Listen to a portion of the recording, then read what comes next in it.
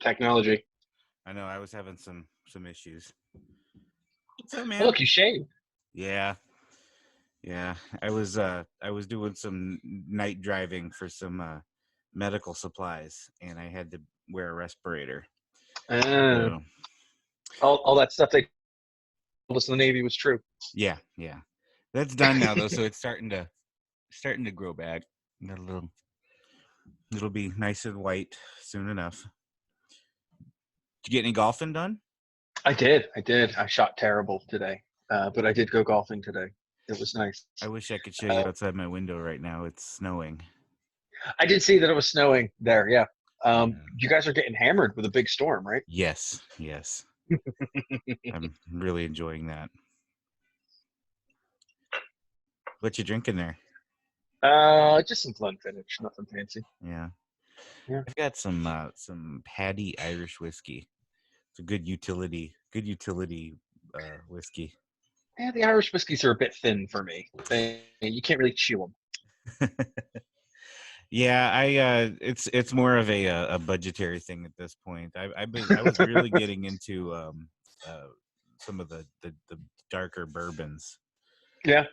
Buffalo Trace and things like that, but I'm gonna have to wait on those for a little while, I think. Did you ever watch? Was it Peaky Blinders? And they always ask for whiskey, and they're like Irish or Scottish, and they're always like Irish. They're all Irish. I've only seen a few episodes of that. It's a beautiful show. I've It's heard. hard to describe how beautiful it is. I just haven't. It was one of those I binged like I think the first 4 episodes, and I couldn't. Yeah, if something happened, and I just never picked it back up. But I will one of these days. I'm into It's The also one of Wire those right shows. now. Oh, Baltimore's finest. Yeah. Never watched it. No. Yeah. It's one of those everybody said it's the greatest, and I have to admit it's actually really good. I'm only in the first season, but it's living up to the hype so far. Cop shows are a little too close to home for me. I suppose. So Anthony's at MEPS. He already did his MEPS. He's in DEP right now. He ships on August 27th is his, but probably like whatever like how they always do. They'll come up short of a person one of these months, and miraculously we got a billet open. You got to go tomorrow. I noticed the hat, by the way. Oh yeah, you like that? No, I don't. Better recognize. Yeah, I told you that admiral that I walked up next to, and I was just like, "Hello, sir," and he's like, "I don't worry about it. I get it all the time." I was like, "Jesus." Were you wearing your golf hat that has your second class insignia on it? No, I only wear that to golf. That's my thank you for your service hat. It's the thank me for my service hat. Yeah. It's actually just a great golf hat. Like, keeps the sun off of you, grabs sweat. You really can't beat that. Yeah, I still have mine. The desert boonie hat. Yeah.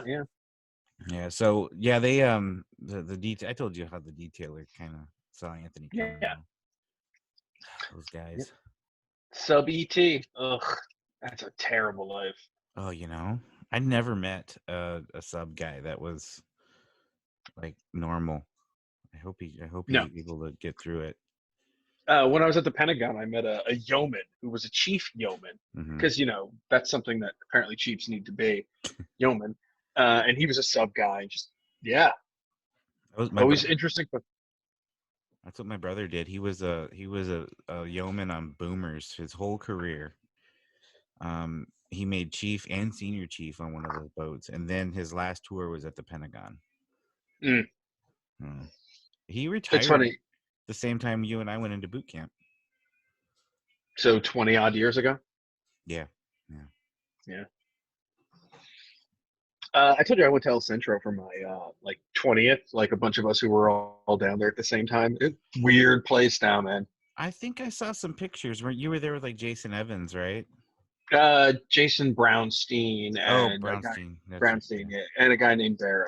Okay. But yeah, I actually see Jason Evans all the time. He and I play video games every weekend together, virtual reality, which is weird, but it's like he's standing next to me. This Zoom thing is kind of cool. I've already used up my unlimited time, so I've been doing them in 40-minute chunks. We did a 2-parter earlier today with a kind of a local comedian and author, and so it was a really good one. But we had to do 2 of them. I'll stitch them together somehow. Oh, so I'm like the boring person at this point because I don't really live an exciting life or anything. Just me and the cats here. Yeah, Dan couldn't make it for this one. He's got kids running him ragged, so it's just us.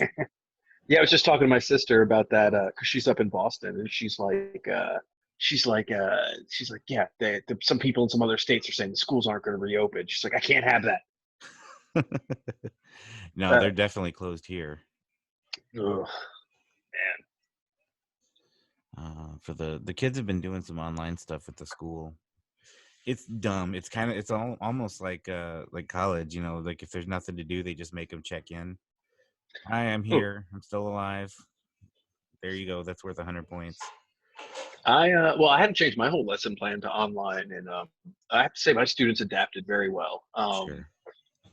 But like, I don't know, it's a tough class to teach asynchronous, so I have them all come in at like 8 o'clock at night, and we run through our lessons, and I mean it's tough, but I think the hardest thing for them right now is like normally I'm pretty good at making connections for them to like help get jobs and stuff. And like there's nothing going on right now. I got a couple of them connections, so fingers crossed that pans out for them. I'm trying to picture what sales is going to be like after all of this. I mean, is it going to be like some weird like cyberpunk thing where you walk up to a door and it'll either say, fellow greetings, John Spartan. There's going to be no shaking hands, I don't think, and there'll be I don't know. It's going to be weird. Yeah, it's the way we talk about it at my office is like your relationship thing is going to be bigger than ever.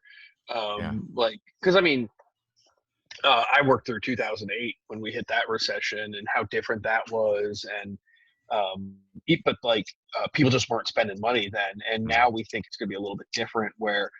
Coming out of this, folks are really going to want to spend money, but no one's going to know how to do it. So it's just an interesting.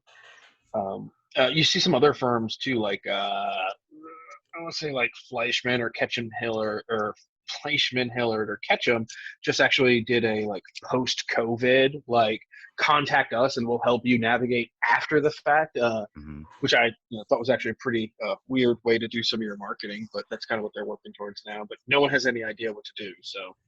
I feel like so the group I used to work with, they before all this happened, even before I left like a year, 2 years ago, I don't even remember how long ago it was.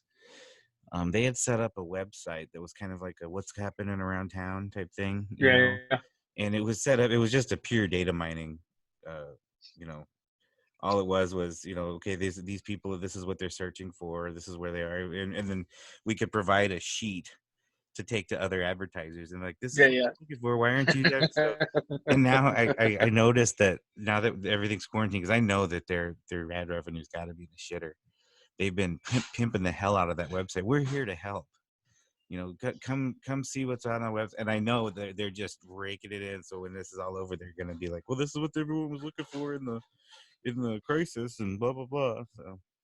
Well, it's crazy. So ad spends across the board are flat, like completely down, right? Oh, yeah. So with the exception of a couple of things. So things like Politico's newsletters, they're going for like 140 grand a week because everyone's stuck at home and they got to read like what's going on in the CARES package and all that kind of stuff.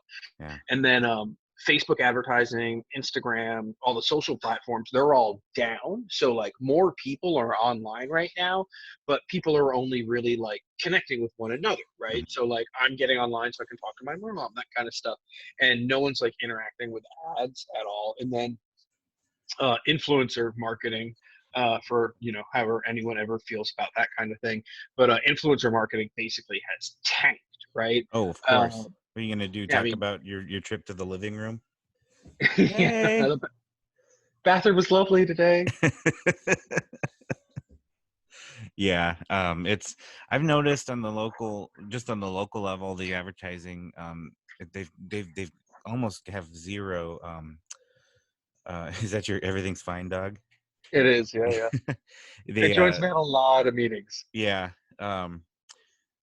there's no more local direct. They're like the only people that are advertising local direct, and it's and I know they did this in a sales meeting where who could we go get, and it's all funeral homes, and they're like next week they're literally doing a job fair at a cemetery for cemetery workers.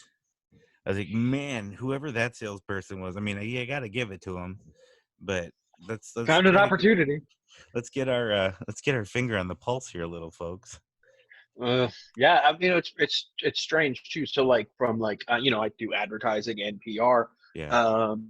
Trying to walk that line with everybody right now of like, so crisis 101, you're always taught like in the event of a crisis, you always keep positive messaging going. You know, you just don't stop everything else that you're doing. And we're having a lot of struggles with like, how do we talk to folks about this right now? Or like, what do we say? And all those kinds of things are a bit weird. Right.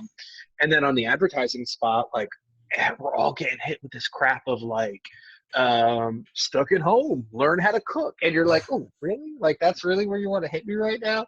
That being said, like I'm spending a ton of time in virtual reality. We cuss like a motherfucker on this. Don't worry about it. Yes. I do VR golf. I got an app where I can like just sit on a beach and my phone's in front of me in VR and I can like interact with, you know, people on the phone. So nice. I've been doing a lot of reading, catching up on my reading lately.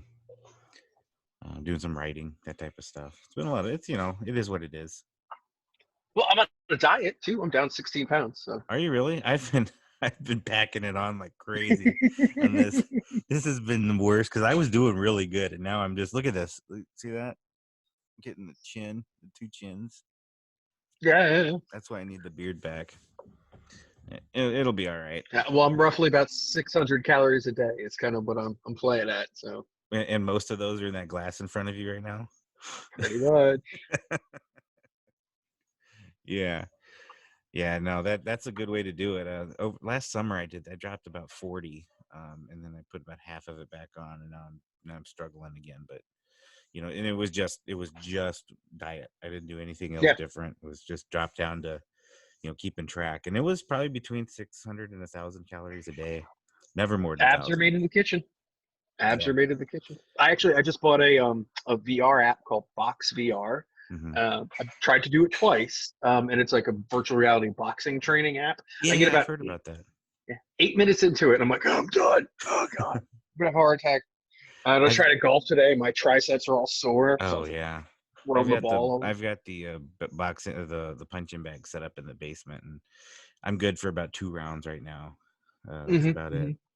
Like, 4 minutes, I'm good. I'm all set. Who is that comedian who talks about like, I can't remember, is it Bill? Yeah, it's Bill Burr, where he talks about like beating ass, and he's like, man, I can still beat ass. He's like, look, I'm not saying you can't. I'm just saying there's a limit to how much you can do now. You get about 30 seconds, and then you have a heart attack. Yeah, that sounds like him. Yeah. Oh man, I'm looking out the window and it's just depressing. This fucking snow. Well, I've been lucky. I've been battling gout for the last couple of weeks, so like I couldn't go outside anyway. So we're good to go. Yeah, man, this has got to be like an introvert's kind of perfect scenario.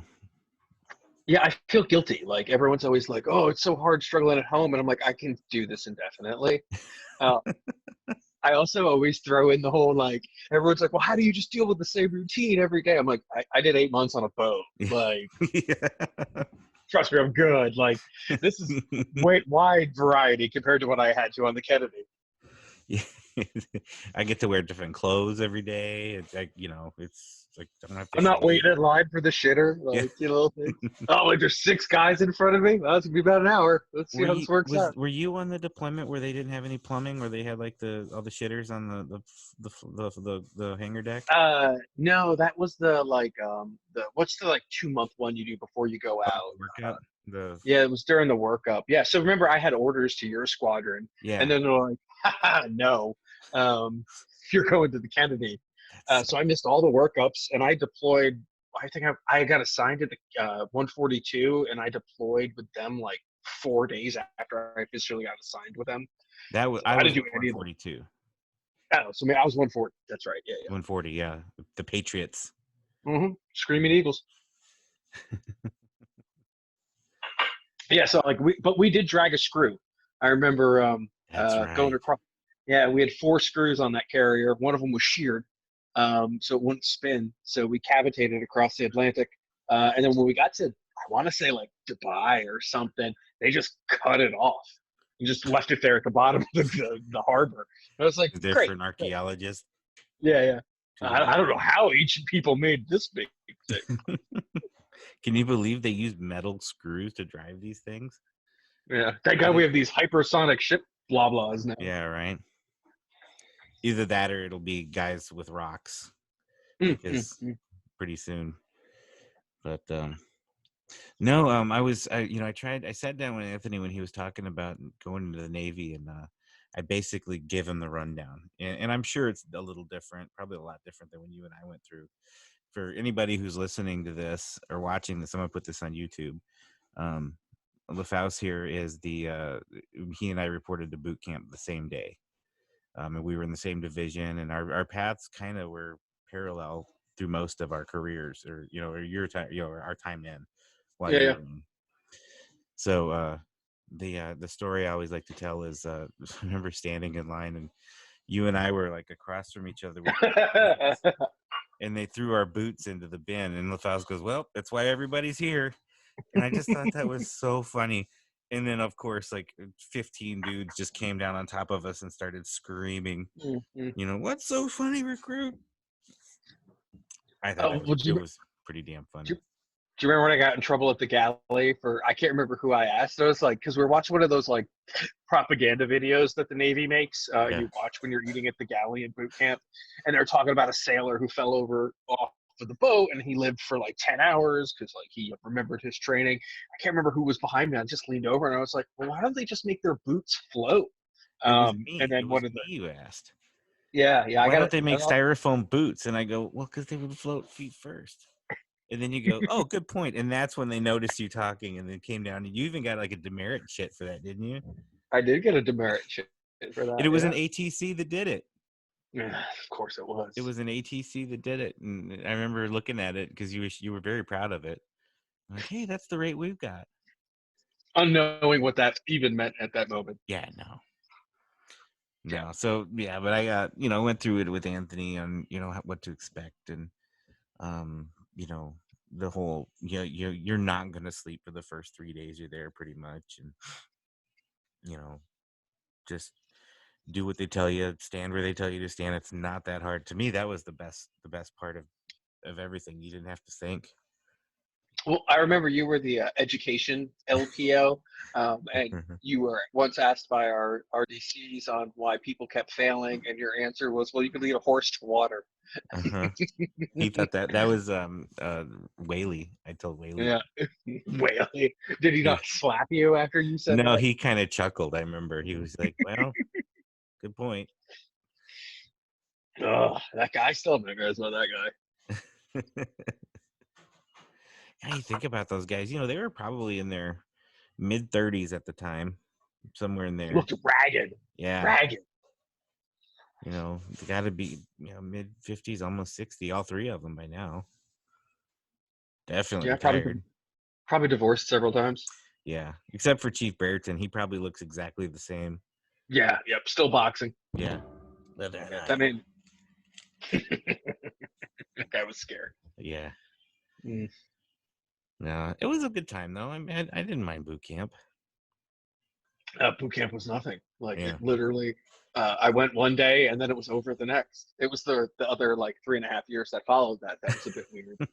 Yeah, but boot camp was easy. Wait, I have to stand here and eat? Yeah, I got this. So big deal. Yeah. You didn't sign up with a bone. You got out at 4 years, right? Yeah, right on the dot. I got really lucky. See, they got Anthony with the bonus in another year too, 15 grand. Nope. He's like, yeah, but it's 15,000. I get half up. Or he said he gets it all when he finishes A school. I'm like, okay, A, if you finish A school, and then you're still on the hook for a year. Yep. And B, let's do a little math here. Let's divide out 115,000 over 5 years, Right. and it works out to like an extra $100 a month. Jeez. I mean, I got really lucky. So my skipper at 140, he was a Rhodes Scholar, and I remember we're still like when I got out, we were still in the peak of like Afghanistan and all that. Iraq Mhm. was right on the harbor, right on the line. And I remember I got accepted to college, and I remember going in front of my skipper because 18s were still like a critical rate at the time. Yeah.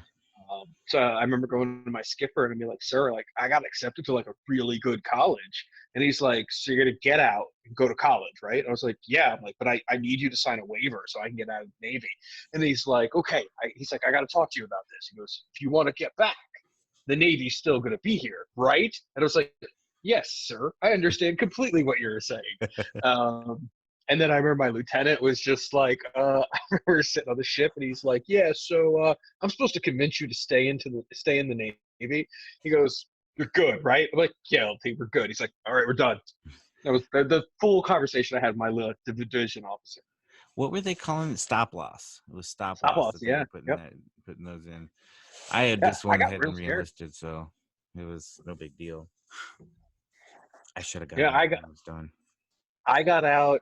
So we came back after deployment from Afghanistan and all that crap. And then I got out. I had 2 months of terminal leave that my skipper signed off on. So I didn't get out of the Navy until January 16th, but I got out in November and just started school right after that. Yeah.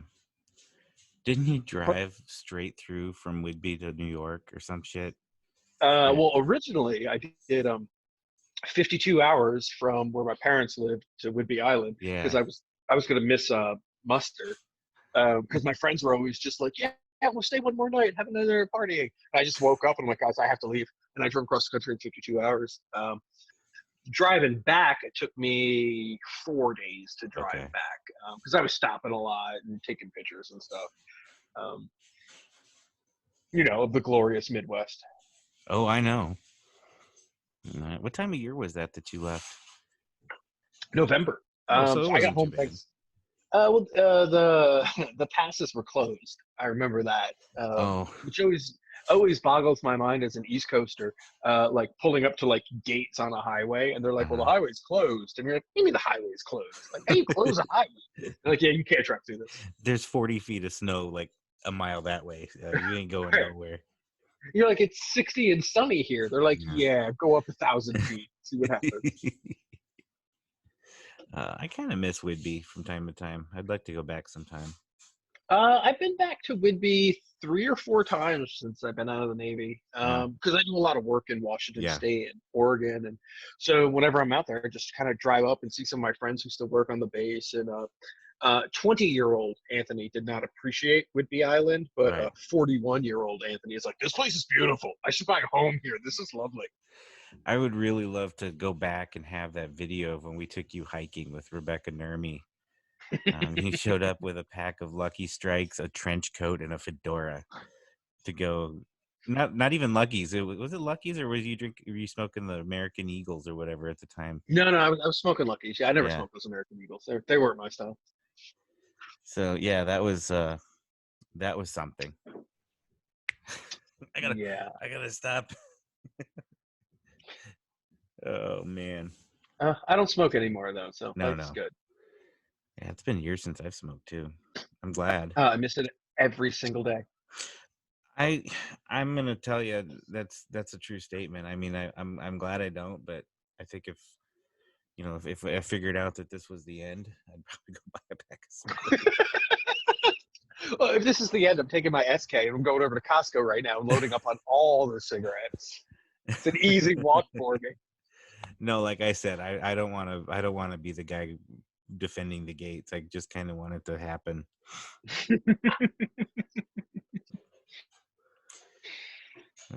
Yeah. I saw a great meme where it's like, look, we're failing at like the apocalypse on the easy level. They're like, zombies and aliens haven't even been introduced yet, guys. We need to figure this out. Yeah, that's the thing I don't get about this. I mean, everybody has been preparing for this for the past 2 decades to have some sort of mass thing like this happen, and nobody's taking it serious. I saw somebody on some interview show say, it's just because we can't see it. If there were zombies swarming around outside, nobody would have a problem hunkering down in their house, but you can't see. Well, no, because there'd be a group trying to defend the zombies right now, right? Like, look, you don't have a right to kill them. And you're like, well, maybe I do. I didn't even think about that. How funny is that? Yeah. Oh my gosh, that's a sketch, or that's a TV. Like, why don't they have that in the like The Walking Dead or something? Of course, maybe they do. I've never seen it, so. I stopped watching that a couple of years ago, but I yeah. just saw Megan walk by. Hi, Megan. She can't hear you. I got my Yeah. headsets in. Okay, well, I made the Yeah, the effort. beauty of Bluetooth. Yeah, Yeah. you did. You did. Yeah, I got I got some new Bluetooth headphones like a week before we were all work from home. Best investment I ever made. 11 and a half hour battery life on these things. Just Nice. keep them in all day. Well, I got these big studio, these brand new, they're for podcasting. So it's worked out kind of nice that I've got some nice headphones and good mic. The mic on my computer is all jacked up, so I just set everything up here, and I even got my on the air Yeah. thing going. You spilled some bourbon on that microphone. Is that why it doesn't work? It very well could be. Yeah, I think I dropped it on the corner because I can't get the dongle for the mouse out. So this computer's like 4 years old. I'm about due for a new one. Well, because I was bored the other day, I just got one of my old computers out of the closet. I had this old Sony, which had a really cool touchscreen. It was like cutting edge, like 10 years ago. And apparently, LCD means that there's some sort of gelatin or liquid there, and that Liquid crystal gelatin, display, yeah, kind of eked out. And I was like, "What is this sticky stuff?" And I turned the display on. I was like, "Oh, I can see where it kind of just emptied out." Great. Yeah, it's not like you're So, gonna get any. are we supposed to talk about like work things and like how we see the industry moving forward? Whatever you want to talk about. This is just a BS session, man. I don't really have a, like, our last guest. She had stuff she wanted to talk about, and that's what we did. It was pretty cool. Well, I got a new book coming out. Oh no, wait, no, that's a lie. I've got a new. I'm starting a new podcast, just like Yeah. everybody. Well, one of the things that has been bothering me is since Megan, who you saw it by, we are like all in on the Echo. So every light and everything, and like I can tell it to turn on the TV right now, and it throws on my giant projector and all of that. But like since so many people are on the internet right now, AWS has been struggling. So like last night we couldn't turn the lights on, and I was just like, I don't even know what to do. Like, somebody go light a candle. What are we, pioneers over here? Come on. Yeah. I'm gonna burn some dung, and it'll keep us warm. I feel like I'm Amish all of a sudden because my Bluetooth lights don't come on.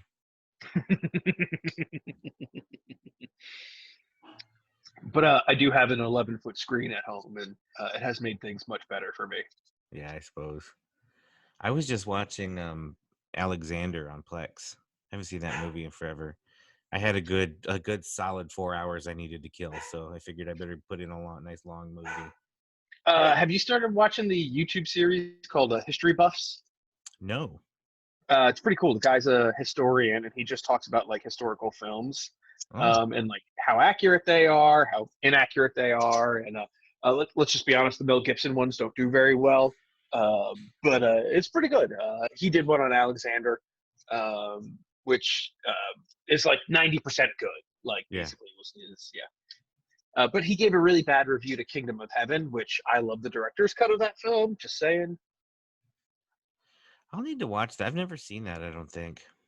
Ridley You got Scott, to right?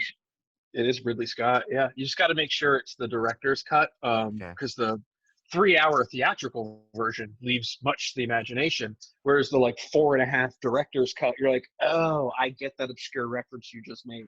Oh my gosh, maybe I'll watch that over the course of a few days.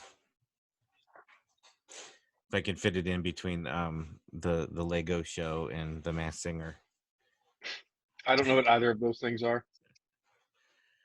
It's brain candy, just absolute drivel that I put on in the background when I don't want to think.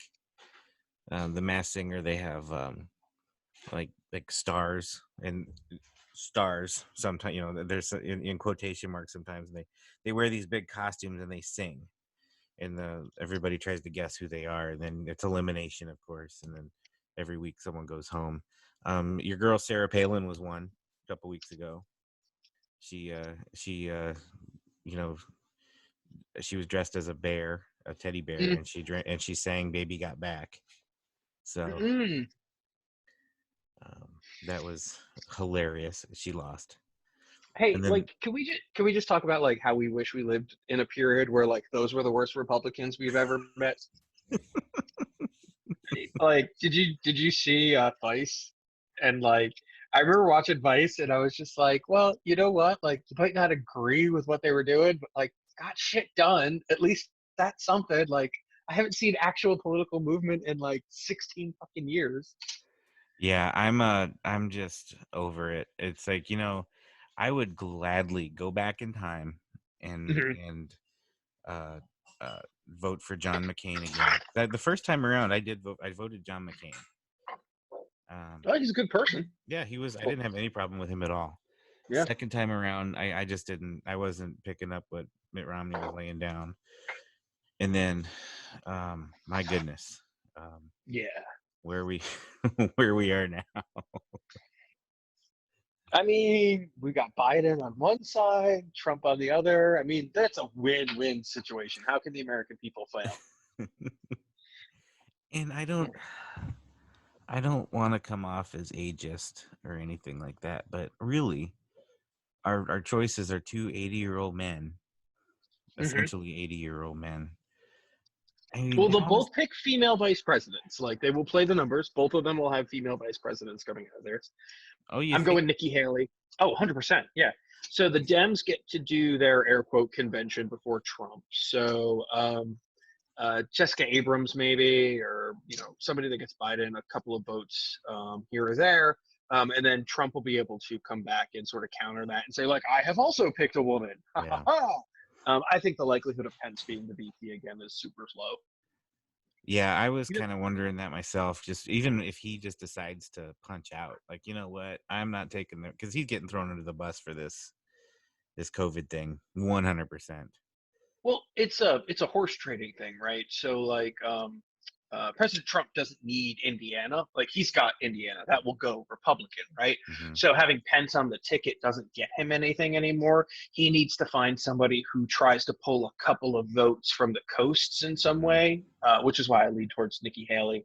But he is looking at this whole like, that's the way I look at politics, is just sort of the horse trading side of things, of like, how do you get numbers to move a certain way? And Pence doesn't get him any numbers. Like, so in the original election, Pence gave him gravitas to say, like, I have this old school politician in my corner who knows how things work.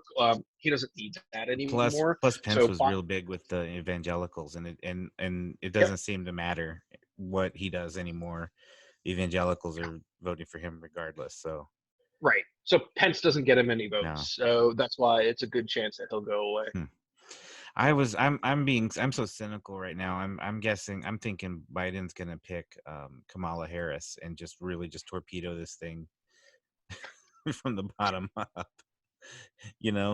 I mean, that's I wouldn't mind seeing someone like Amy Klobuchar, or I could see what is it, Gwen Georgia? No, Stacey Abrams. Stacey Abrams is who I'm thinking. Stacey Abrams, yeah. That's where my money's at, is on Stacey Abrams. But like, the biggest thing with Biden is, if he doesn't win, the Democratic Party is going to go through a bit of a like, why couldn't we win, right? Like, Biden still rides the coattails of President Obama, and in that sort of lineage of how great those times were. And if Biden still can't win, the Democratic Party is it's basically going to what happened to the Republican Party after the Tea Party came through. Yeah. Like, the GOP hasn't really gotten back since then, and something similar will happen to the Democratic National Party. So well, I would have thought that would have happened after the last election, and nobody learned any lessons there. I mean, you had two stinkers, and one of them just happened to be a bigger loudmouth than the other, and that's how we got where we are. I'm wondering if there is a lesson to be learned. I mean, obviously there's a lesson to be learned, but are they going to learn it? No, I mean, it's when you look after the last election, what was the Democrat comeback? Was like, well, we should get rid of the Electoral College. You know how you lose every Republican ever to like say like we should get rid of the Electoral College. Like, that's a foundational tenet that we built our political. Like, we are not a representative democracy for a bunch of reasons. Right. Basically, you don't want agriculture and the rural parts of the country being subservient to the more populated coasts. And I mean, the founding fathers back then realized that was a thing. And like, to come out and say, like, we should get rid of the electoral college, you're like, ooh, really? Just not trying to go for those Midwest votes, are you guys? Like, you're just totally not getting that, right? Like, you're cool with that? Cool. Great. Happy. Yeah. There was a meme going around during the last election. It had a picture of Donald Trump, Bernie Sanders, and Hillary Clinton. And who else? I think that was it. It said, we have a possibility of the first woman president, the first Jewish president, or the last president. And we joke, but Well, I don't know. Do you listen to Dan Carlin's podcast? I've listened to a few, the Hardcore History. Well, no, he's also got another one, Common Sense, where his like true like libertarian sort of anti-politics. Oh no, I haven't listened to that one. Well, he stopped doing it because basically after Donald Trump won, because for years, Dan Carlin has always talked about, like, we need an outsider who's not like a political person, blah, blah, blah, and had like a motive or a person in his mind that he thought would be a great president. And like, if you look at like, how do you check the boxes? Like, Donald Trump fit those boxes, like business leader, outside of New York or outside of DC politics, I had like all these things. So when Donald Trump won, like, Dan Carlin came back and was just like, well, I don't know what to do at this point. He's like, I for years have been talking, this was my rhetoric and this is what I believe. And now that it came true, he's like, it's not quite what I thought it was going to be. So his podcast, Common Sense, is actually a pretty good, like, middle of the road, leaning towards libertarian ideals, but it's pretty good. But yeah, Hardcore History is the best. I'm listening to the King of Kings series, Kings of Kings series right now, and that man, that's Empire Core. Yeah, and watching Alexander right now, it kind of dovetails nice into that. Listening to that, did you hear his addendum one where he talks about Alexander's mom? Yeah, so Hardcore History addendums. He's got another series, and one of them is where he talks about Alexander's mom, how she's like one of the greatest historical figures that no one talks about, and some of the sexist bias in history. So like, Alexander's mom is always said to be scheming, but if a man has had a political agenda, he's just doing his political agenda. But a woman is scheming when she does her political agenda. It was very good. Well, plus she's Angelina Jolie, so honestly, the best casting I've ever seen. Like, nailed it. That was really good. Yeah, and Val Kilmer as Philip is actually pretty good too. He's like just a drunker, fatter Jim Morrison with one eye. Yeah, I mean, that's pretty much it. Yeah, screaming about Dionysus. The best god. Yeah. So that's one thing I've been with this Greek wine we're bringing into the States. A lot of people are surprised that Greece has wine, and I'm like, really? You're surprised? They had a god to wine like 1,000 years before France even got grapes. So, well, and it's also how they didn't get sick when they used to travel around. So like, they used to. So it's very funny when you talk about the Greeks. They make fun of people who drink full wine because the Greeks always believed in cutting their wine with water. So when they're traveling all around the world, being sailors, like, they would drink wine and water and they wouldn't get sick. Like, keeps like dysentery out, things like that. So yeah, the Romans were the same way. Like, they one of their big quibs was always just like, oh, he drinks full wine, and you're like, really? Full wine? You guys haven't invented spirits yet? Cool, we'll get there. Okay, get up to Scotland. Yeah, the Greeks have this wine. It's called Retsina, which is kind of like their common table wine. It's like, and like Greg, when he pours it, he'll cut it with like a little bit of lemonade or clubs. Man, it's a nice hot day, glass of Retsina and some lemonade. It's good stuff. Get you bomb though. I tell you what. Everyone used to make fun of me. Like, my dad would cut like Calorasi with like soda. And they're like, that's pretty low. Yeah, right. You do a spritzer. And everyone's like, why would you put wine in soda? I'm like, well, because it's delicious. It's pure sugar. But it's like a thing in Italy. Like, people just drink that all the time. Yeah. But you know what Italians do not like? Ridges in their pasta. Won't do that. Really? What about Oh yeah. is Google gnocchi? the story. So basically, like uh, when like the quarantines were happening, all the Italians were running to the store buying all the pasta, and they all just left the rigid pasta, just like, you keep that rigatoni. Nobody eats that crap.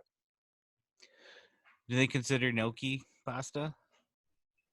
I mean, I don't, but gnocchi's good. But That has, I mean, like it's that has it's ridges. potato. It's potato, yeah. Hmm. Well, Oh, and there. then there's the full debate of fresh versus dry. Like I'm hardcore dry pasta is better than fresh every day of the week. Really? Yeah, you can't get al dente with fresh pasta. I suppose.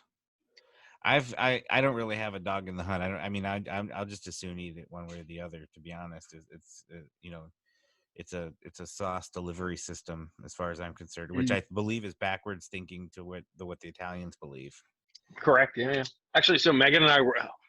I mean, we were in Italy in February, and oh god, just macaroni everywhere. Like it's such an amazing thing. You're like so pasta dinner like all the time. Like go into like these little dive cafes, and you're like, "Can I get your cacio de pepe?" And you're like, "This is the most amazing cacio de pepe I've ever eaten in my entire life." It's and how can you eat like that all the time and not have to sleep all the time? Like Also, when I they're all was skinny. I don't get it. when I was working down south, we would go out to lunch every day, and because the food on at the plant was shit. And we there was this one place outside of Birmingham we would always go. No, in Cartersville, Georgia.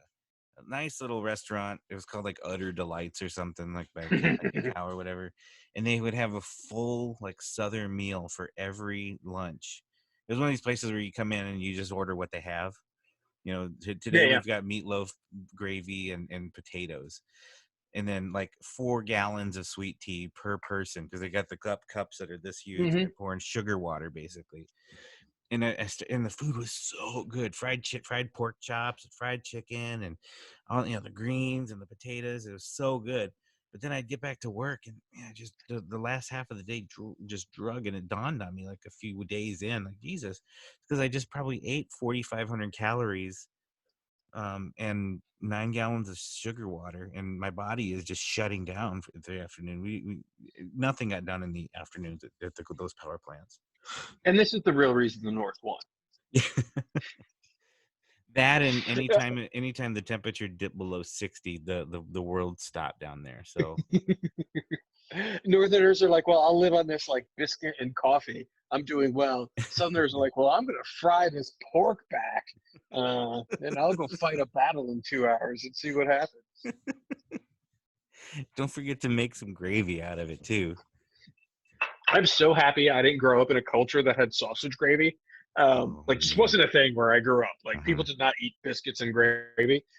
Because I didn't discover biscuits and gravy until I joined the Navy, and oh my lord, like it is the most amazing breakfast in the world. Like so good, but like you don't do anything afterwards. Like I would have failed college and like not been a productive adult like if I knew what like biscuits and gravy was when I was 20.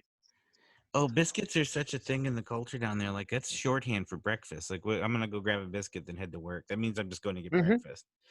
But like you go to any any like Sitco or any kind of little gas station out in the middle of Podunk, Alabama, and they're gonna have a little lunch counter in there, and it will be the greatest biscuit you've ever had in your life. You could eat it by itself. More likely, they're gonna have like a fried, like a deep fried like sausage puck, or a deep Mm-hmm. fried piece of Mm-hmm. chicken, and then they're gonna smother it in gravy, and then you know God have mercy on your soul trying to drive away from here because you're gonna pass out in a coma on the way to work. Oh, so good though. Well, it's like crab cakes in Maryland. Like you go to a random gas station and they're like, "We have crab cakes," and you're like, "Yeah, I'll take two." Just give them to me. They're good. Seafood at a gas station, just trust me. It's good. Yeah. I remember when we were in A school and you got that care package full of Italian food from New York. That was, Yeah. I remember you shared a little bit of the pepperoni. You were like, here, try some of this. Oh, you got to try some of this mozzarella. Now get the fuck out of my room. Yeah.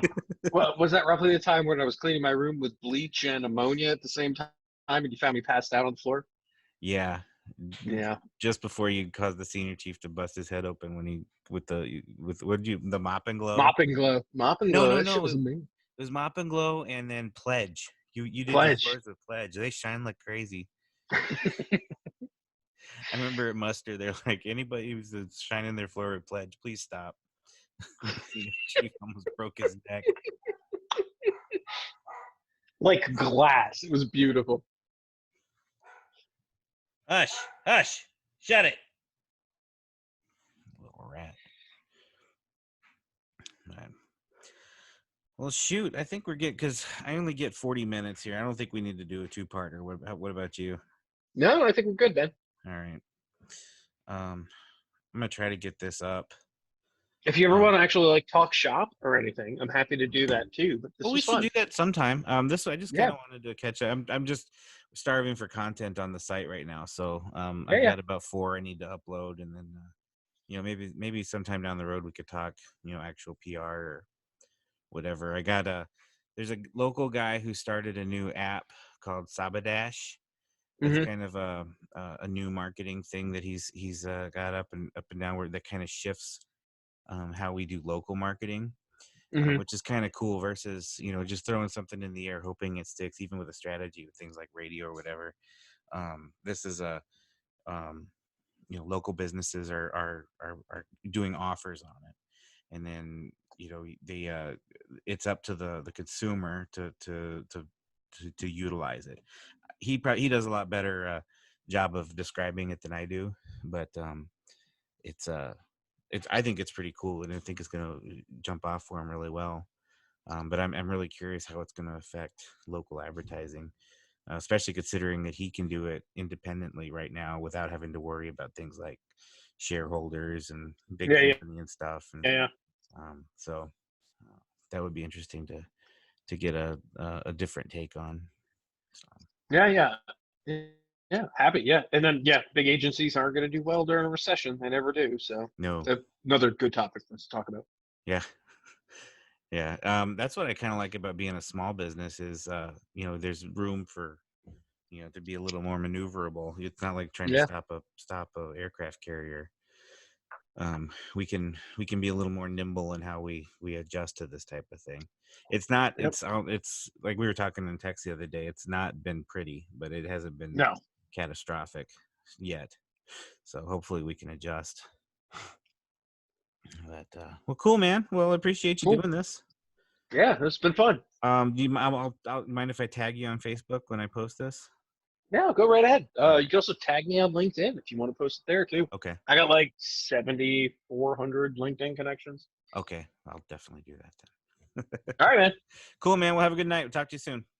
Yeah, I'll talk to you later, man. Bye.